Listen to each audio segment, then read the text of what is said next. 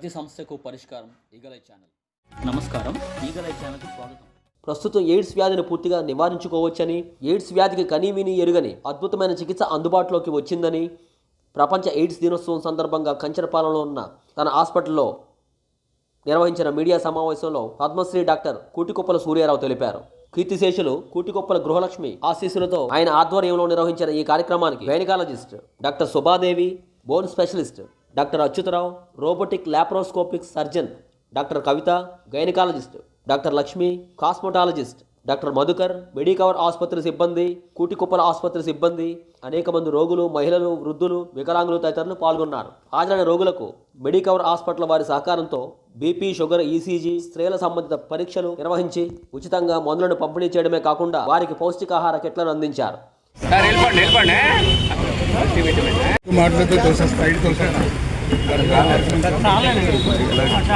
అక్కడే చెయ్యేసి అక్కడే అక్కడే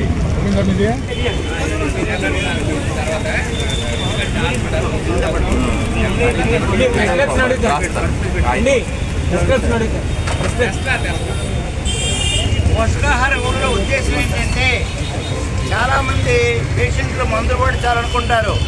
మందులు పడి సరిపోదండి, మందులతో పాటు పోషకాహారం తీసుకుంటేనే ఇమ్యూనిటీ పెరుగుతుంది వారికి. What is immunity? రోగముల పైన పోరాడే శక్తి పెరుగుతుంది. కాబట్టి మా సంస్థ ద్వారా ఎవరెవరైతే ఈ రోజు మొదట నమోదు చేసుకుంటారో వారికి రానున్న 2 సంవత్సరాలు మా నెట్వర్క్ హాస్పిటల్లో ఉచితంగా వైద్యం చేస్తాం.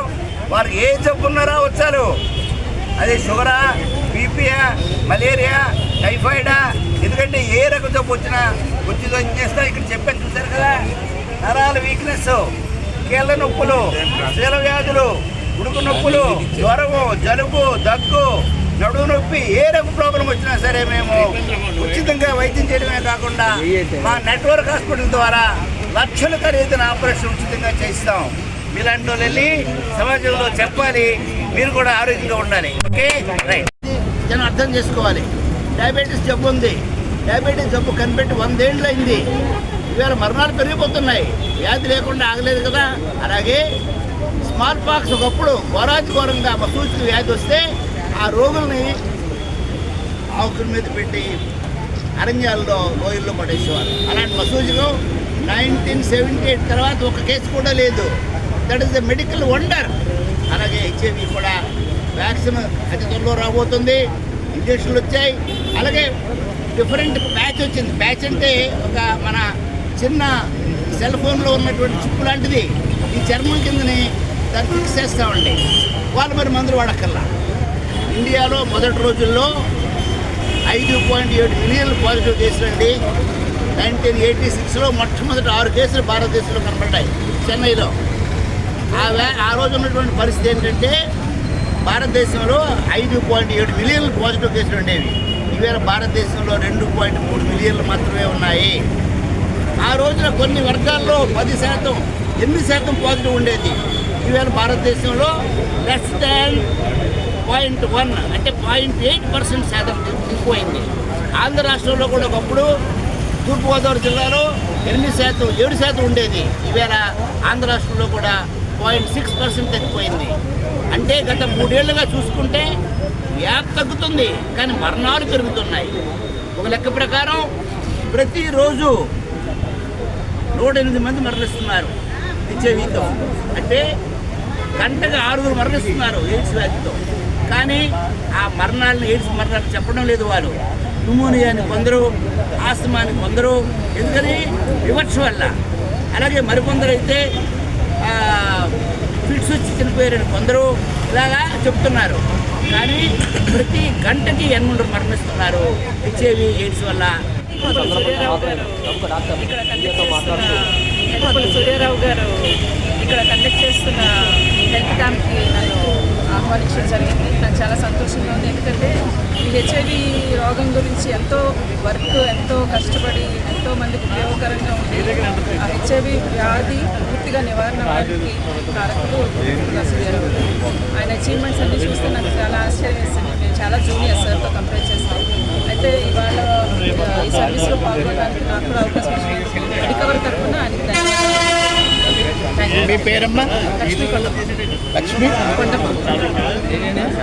ప్రముఖ ఎముకల వైద్య నిపుణులు, కింగ్ జార్జ్ ఆర్థోపెడిక్స్. మన ఇండియాలోనే ఫస్ట్ మొదట్లో అసలు ఎయిడ్స్ అని తెలియని రోజుల్లో కోడికొప్పల సూర్యారావు గారు ఎయిడ్స్ గురించి మన ఇండియా మొత్తానికి కాకుండా ఇతర దేశాలకు కూడా తెలియజేశారు. ఆ విధంగా ఆయన ఒక మహోన్నత వ్యక్తి. ఇందులో మనకు అందరికీ గొప్పగా చెప్పేది ఏం లేదు, ముందు నుంచి ఉన్నదే. దాన్ని ప్రతి సంవత్సరం ఈ కార్యక్రమం చేయాలనే ఉద్దేశంతో చేస్తున్నారు. కాకపోతే నేను ప్రతి సంవత్సరం 3-4 మీటింగులకు నేను వచ్చాను, అంటే 3-4 సార్లు వచ్చాను. ఆయన తాలూకు ఆవేదన ఏంటంటే గవర్నమెంట్ అనేది చాలా తక్కువ అమౌంట్ స్పెండ్ చేస్తుంది ఎయిడ్స్ కోసం. అందుకే ఎయిడ్స్ వ్యాధిగ్రస్తులు చాలామంది ఇప్పటికీ ఇబ్బంది పడుతున్నారు. ఎయిడ్స్ వ్యాధిగ్రస్తులు ఎవరైనా సరే, డబ్బులు లేని వాళ్ళు కానీ, లేదా పెద్ద పెద్ద యాక్సిడెంట్లు అయిన వాళ్ళు కానీ, నేను ఆర్థోపెడిషియన్గా నేను చెప్తున్నాను, పెద్ద పెద్ద యాక్సిడెంట్లు అయిన వాళ్ళు కానీ, మీరు పత్రికలు అంటే మీకు చాలామంది రిలేషన్ ఉంటారు.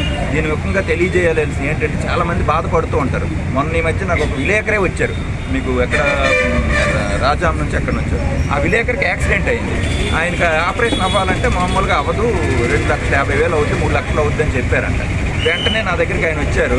రాగానే నేనేంటంటే ఏదో 70,000 80,000 అంటే మామూలు ఆపరేషన్కి అయ్యే రేట్లో చేయగలిగాను. సో అంటే అందరూ చేయట్లేదు అనేది పక్కన పెడితే భయం అనేది ఉంది, కానీ దానికి తగ్గట్టు కొంతమంది ఉన్నారు డాక్టర్లు, దాన్ని గుర్తించాలి.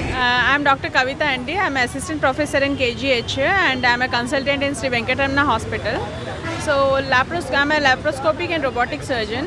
So usually open cases అనేది చాలా కామన్గా చేసే cases, but usually with advance technology now we are doing laparoscopy and robotic surgeries. So ఇలాంటి సర్జరీస్ చేయించుకోవడం వల్ల పేషెంట్స్కి ఏంటంటే అడ్వాంటేజ్ అనేది ఉంటుంది, బికాజ్ పేషెంట్కి కాత్ అనేది తక్కువ ఉంటుంది, అండ్ పేషెంట్కి post of recovery, post of pain అనేది తక్కువ ఉంటుంది, అండ్ సెప్సిస్ కూడా తక్కువ ఉంటుంది. సో ఇవన్నీ అడ్వాంటేజెస్ ఉండడం వల్ల పేషెంట్స్ ఏంటంటే ఓపెన్ సర్జరీను కాకుండా లాప్రోస్కోపీ రోబోటిక్స్ చేయించుకోవడం అనేది చాలా హెల్ప్ఫుల్గా ఉంటుందండి పేషెంట్స్కి. Thank you. అనంతరం పద్మశ్రీ డాక్టర్ కోటికొప్పల సూర్యారావు మాట్లాడుతూ, ఈవేళ ప్రపంచ ఆరోగ్య సంస్థ వారి పిలుపు మేరకు ప్రపంచ ఎయిడ్స్ దినం పాటిస్తున్నాం. అయితే ఈ రోజున ప్రజా వైజ్ఞానిక సదస్సు కూడా ఇక్కడ నిర్వహిస్తున్నాం. ప్రజల అవగాహన పెంచడానికి ఎయిడ్స్ పూర్తిగా నివారణకు లొంగే వ్యాధి, ఎయిడ్స్ పూర్తిగా చికిత్సకు లొంగే వ్యాధి. ఎయిడ్స్ వస్తే ఏమాత్రం భయపడకుండా డిఆర్టీ కేంద్రాలకు వెళ్ళా లేదా నిపుణులు కన్సల్ట్ చేసినా ఒక బీపీ లాగా, షుగర్ లాగా, మలేరియా లాగా నయమైపోతుంది. కాబట్టి అనుమానం పడకుండా, స్టిగ్మా గురి కాకుండా వైద్యం చేసుకోమని, డిఆర్టీ మందులు సక్రమంగా పాటించమని నేను కోరుతున్నాను.